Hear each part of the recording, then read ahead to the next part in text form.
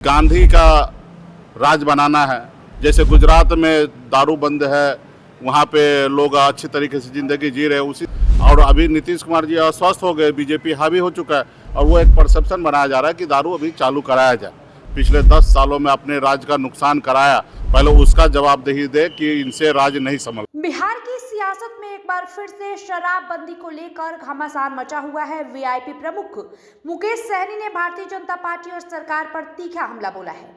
उन्होंने शराबबंदी की मंशा, कानून व्यवस्था, हाईकोर्ट की नोटिस और जनसंख्या वाले बयान पर खुलकर अपनी बातें रखी। शराबबंदी को लेकर विपक्ष जहां समीक्षा की मांग कर रहा है, वहीं मुकेश सहनी ने सीधा आरोप लगाया कि भारतीय जनता पार्टी बिहार में शराबबंदी खत्म कराने का माहौल बना रही है। उन्होंने कहा कि 40,000 करोड़ रुपए का सालाना नुकसान हो रहा है, लेकिन सरकार ये नहीं बता पा रही कि 9-10 साल में लाखों करोड़ के नुकसान के बावजूद शराबबंदी सफल क्यों नहीं हो पा रही है। सहनी ने सवाल किया कि अगर कानून व्यवस्था संभल नहीं रही तो जिम्मेदार कौन है। उन्होंने आरोप लगाया कि बिहार को आर्थिक रूप से कमजोर करने की साजिश हो रही है और दिल्ली तक चार्टर्ड प्लेन से पैसा पहुंचाने का खेल चल रहा है।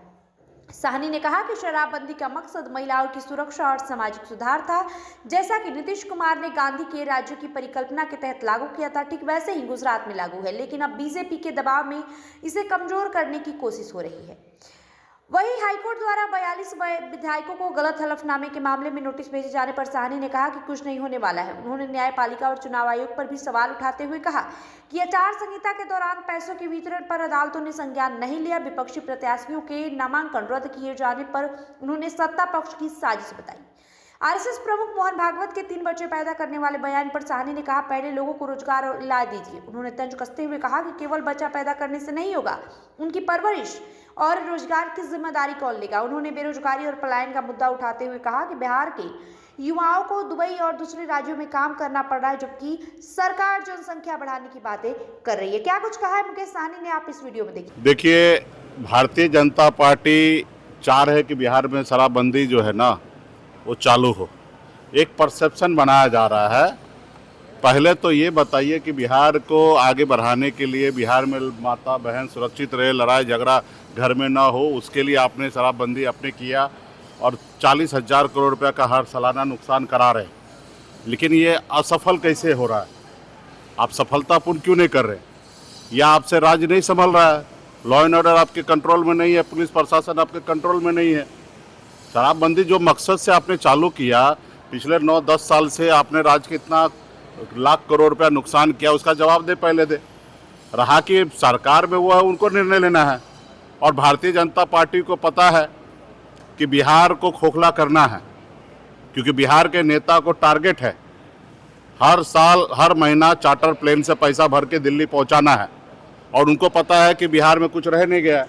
तो अभी वो एक परसेप्शन बनाया जा रहा है, चाहे कोर्ट का मामला हो या विपक्ष के द्वारा जिधर भी, कि वो चाह रहे हैं कि दारू शराबबंदी जो है चालू करे और मोटी कमाई वो कर सके। ठीक है, रहा कि सरकार को इस पर भी सोचने की आवश्यकता। हम तो कह रहे हैं कि भाई, जिस उद्देश्य से आपने, नीतीश कुमार जी का सपना था कि गांधी का राज बनाना है, जैसे गुजरात में दारू बंद है, वहाँ पे लोग अच्छी तरीके से ज़िंदगी जी रहे हैं, उसी तरीके से बिहार के बारे में कल्पना था। और अभी नीतीश कुमार जी अस्वस्थ हो गए, बीजेपी हावी हो चुका है और वो एक परसेप्शन बनाया जा रहा है कि दारू अभी चालू कराया जाए। तो अभी निर्णय उनको लेना। हम तो ये सवाल खाली करते हैं कि आपने जो उद्देश्य से शराबबंदी आपने बिहार में लागू किया और कई लाख करोड़ रुपया पिछले 10 सालों में अपने राज्य का नुकसान कराया, पहले उसका जवाबदेही दे कि इनसे राज्य नहीं संभल रहा है। 42 विधायकों को नोटिस मिला है हाईकोर्ट से। जो हारे हुए विधायक हैं वो जीते हुए विधायक के खिलाफ हाईकोर्ट गए थे, तो उनको आज हाईकोर्ट की तरफ से नोटिस भी उन्होंने गलत दिया था, जिसके लिए 42 विधायकों पर हाईकोर्ट के द्वारा नोटिस भेजा गया। देख, गलत जानकारी देने के लिए प्रेम कुमार को भी नोटिस दिया गया। कुछ नहीं होना है। जब भी जिनको भी एक्शन लेने की आवश्यकता होता है तभी एक्शन नहीं लेते। हाई कोर्ट हो या सुप्रीम कोर्ट है, वो आज की तारीख में वो किसी जनता गरीब के लिए नहीं है, सरकार के लिए है। जब बिहार में 10-10 हज़ार रुपया बट रहा था, तब कहाँ था हाई कोर्ट या सुप्रीम कोर्ट? तभी नहीं समझ में आ रहा था कि आचार संहिता लागू है और 10-10 हज़ार रुपया बट रहा है और लोगों को प्रभावित किया जा रहा है। वोट को लुभाने के लिए 10,000 रुपया राज्य का खजाना खाली करके पैसा खाली किया जा रहा। तभी आपने नहीं देखा।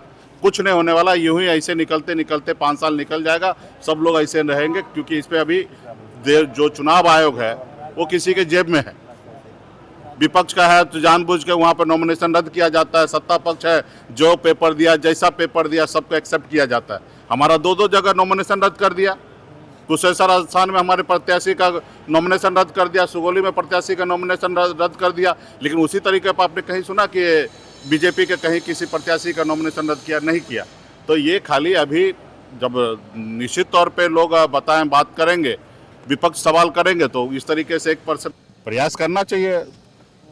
मोहन भागवत जी को, उनके लोगों को, समर्थक को प्रयास करना चाहिए। 3 क्या 4 बच्चा पैदा करे। किसने रोका? किसी ने रोका है क्या? यहाँ लोग भुखमरी में मर रहा है, लोगों का इलाज नहीं हो रहा है, उसके बारे में सोच नहीं रहा है। बिहार में लाखों हजारों लोग है ना, इलाज के अभाव में मर रहा है, उसको तुम आप जिंदा कर ही नहीं पा रहे हो और आप बच्चा पैदा करने की बात कर रहे हो।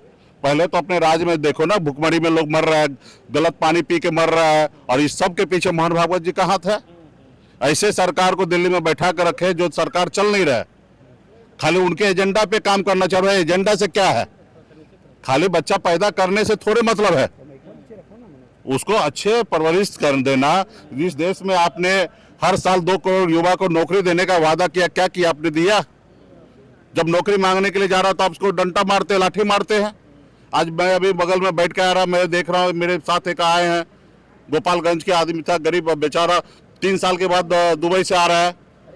इस राज्य के लोगों को दूसरे राज्य में जाके नौकरी करना पड़ता, 3-3 साल घर परिवार को छोड़कर रहना पड़ता है, और इनको बच्चा पैदा कराना है।